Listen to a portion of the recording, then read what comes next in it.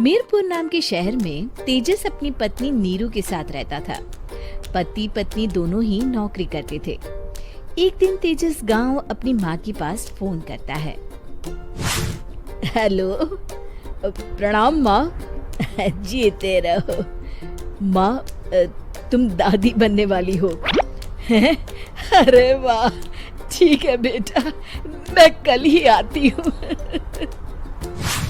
जब माँ जी शहर पहुंची तो बेटी बहू ने बहुत अच्छे से स्वागत किया। लीजिए माँ जी, चाय। अरे गर्मा गर्म पकोड़े ले आओ माँ के लिए। नीरू रसोई में गई और 2 मिनट में ही पकोड़े ले आई। जी ये लीजिए।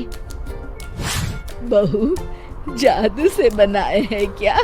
अभी तो रसोई में गई थी। यम्मी। माँ जी, शीला रसोई में पकोड़े तल रही है, मैं बस लेकर आई। हे भगवान, मेरा धर्म भ्रष्ट कर दिया तूने। अब तो गंगा जल से शुद्धिकरण करना होगा। दूसरे दिन, माँ जी मैंने नाश्ता बना दिया है, ऑफिस जा रही हूँ। पर अभी तो घर का सारा काम पड़ा है। शीला आती ही होगी, झाड़ू पोछा बर्तन कपड़े वो सब कर लेगी। हमारे जमाने में घर का सारा काम हम ही करते थे। जी माँ जी, आप बहुत होशियार हैं, मैं घर ऑफिस दोनों नहीं संभाल पाती। तो जरूरत क्या है घर से बाहर जाकर चाकरी करने की? वैसे भी घर का काम खुद करने से घर में बरकत आती है, समझी? पर माँ जी। पर वर कुछ नहीं, इस महीने की पगार मिले फिर ऑफिस बंद है। हाँ। रात को नीरू तेजस से कहती है, सुनिए जी, माँ जी बोल रही थी कि मैं नौकरी छोड़ दूं। वैसे ठीक ही तो है, अभी तुम्हें आराम की जरूरत है। फिर भी आराम कहाँ, शीला को छुड़ाने के लिए बोल रही थी। तो अब 24 घंटे में इतना काम तो कर ही सकती हो। पर जॉब पसंद है मुझे, घर पर मन नहीं लगेगा। अगले दिन जब दोनों ऑफिस के लिए निकल रहे थे, मेरी तो कोई कीमत ही नहीं है इस घर में। माँ जी, आजकल महंगाई बहुत है, रहन सहन भी बदल गया है, दोनों नौकरी करते हैं तभी ठीक रहता है। अच्छा, तू कहना क्या चाहती है? मेरा बेटा तुझे बिठा के खिला नहीं सकता? तू ही इस घर का खर्च चला रही है, हैं? नहीं माँ जी, मेरा वो मतलब नहीं था। मतलब खूब समझती हूँ, ये बाल धूप में सफेद नहीं किए मैंने। हाँ। अब तो ये रोज का काम हो गया था। तेजस भी रोज की झिकझिक से परेशान हो गया था।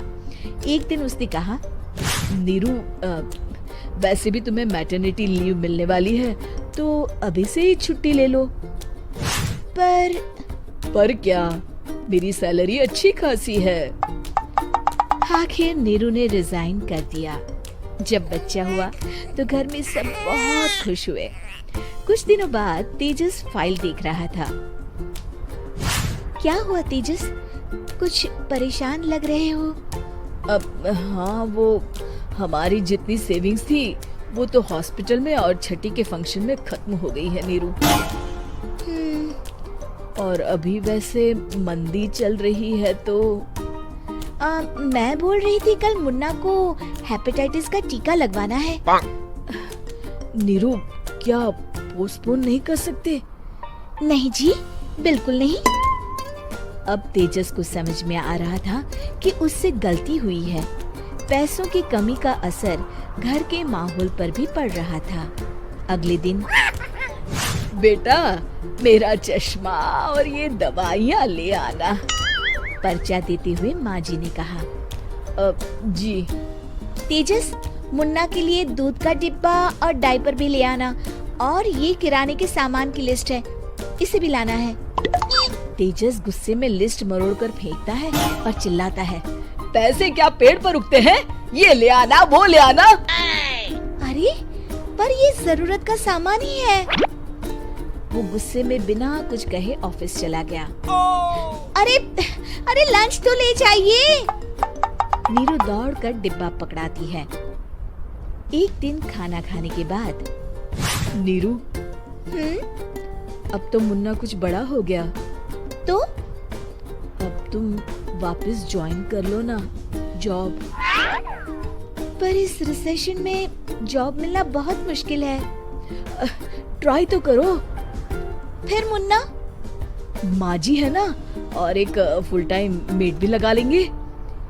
पर माँ जी, उन्हें तो पसंद नहीं। तभी माँ जी वहाँ आ जाती है और प्यार से नीरू के सर पर हाथ फेरते हुए बोलती है, अब मेरी समझ में आ गया बहू, पहले के और अब के समय में अंतर है।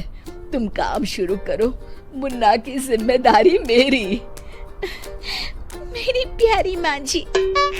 ये कहकर नीरू उनके गले लग गई। शिक्षा, परिवर्तन संसार का नियम है, हमें भी समय के साथ चलना चाहिए। उम्मीद है कि आपको हमारी ये कहानी पसंद आई होगी। कृपया हमारे चैनल को सब्सक्राइब करें और सभी अपडेट्स के लिए बेल आइकन जरूर क्लिक करें। और हाँ, वीडियो लाइक और शेयर करना मत भूलिएगा। Bye bye.